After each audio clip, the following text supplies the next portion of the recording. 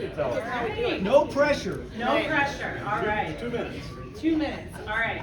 Well, I'm going to take a few more than 2, but I'll Okay. keep it brief. Okay, Kyle? Good morning, fellow DMAM Rotarians. I want to take this moment to share with you 3 short stories, and as I promised, I will keep it brief. And these short stories share with you why I'm honored and thankful to stand before you here today. The first story begins with a young woman who was born and raised right here in Des Moines in a large family with modest means. Her father's family was from the south side of Des Moines, and as a young girl she had many happy memories at her great aunt and uncle's house right across the street here on Fleur, and you can actually almost see that house from the clubhouse here. When this young woman entered high school, she became a student at Central Academy, one of Des Moines' most prestigious and difficult public high schools. And while she certainly wasn't the most gifted of her classmates intellectually, she excelled because she worked hard and had parents who pushed their daughter in love and expected nothing less than the high level of excellence of which they knew she was capable. When she was a junior at Central Academy, a local Rotary Club asked Central Academy to select one student to speak at their weekly meeting as their guest speaker. Her high school guidance counselor selected this young woman to speak at the Rotary Club and represent Central Academy. While filled with trepidation at the thought of presenting to a prestigious and, in her mind, intimidating group of local Rotarians, she wrote and delivered a speech that helped her and gave her great confidence to present publicly. She has never forgotten the experience, how much it helped her grow, and how kind and encouraging the members were to her afterwards. The second story begins 1 year later, when this same young woman applied for a local scholarship provided by a local Rotary Club. The club gave a scholarship to one graduating high school student from each Des Moines public high school, based on academic accomplishment, public service, and a commitment to Rotary values.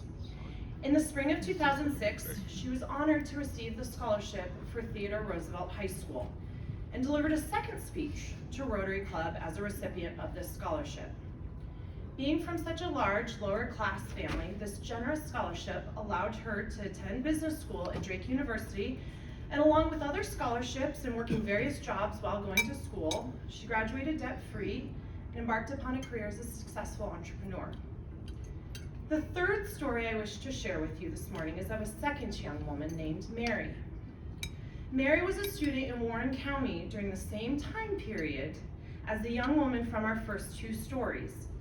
And when Mary was a high school student, she won a Rotary scholarship to become a foreign exchange student in France, where she fell in love with the people, the culture, and the country.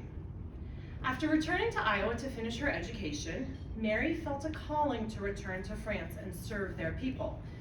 She got married here in Iowa, started a family, and shortly thereafter returned to France to embark upon a career in humanitarian work. As you may have surmised, the young woman in the first 2 stories was Amanda Eikenberry, and she stands before you today as Amanda Lundstedt. Mary was a classmate of my husband's, Peter, who has become a dear friend to us, and we are honored to support her family in their humanitarian work, which she continues in France to this day. When I spoke to Mary last night, asking her permission to share this story with you today, she said, "Please let them know that had it not been for Rotary, I would never have had the opportunity to go to France." My father, who attended and watched me deliver those first 2 speeches to Rotary in 2005 and 2006, I'm very honored to have here with me today, especially with it being Father's Day this weekend. So thanks, Dad. You're welcome. Dad, I'd like you to put the picture up on the screen, please. Pictured on the screen is a photograph of the scholarship luncheon in 2006 with the superintendent of Des Moines Public Schools at the time, Dr. Eric Witherspoon, to my right. And on the left is Mr. Graham Gillette of the Des Moines AM Rotary Club, who is the scholarship committee chairman. Mr. Graham is still an active member of that club today. Some of you may know him.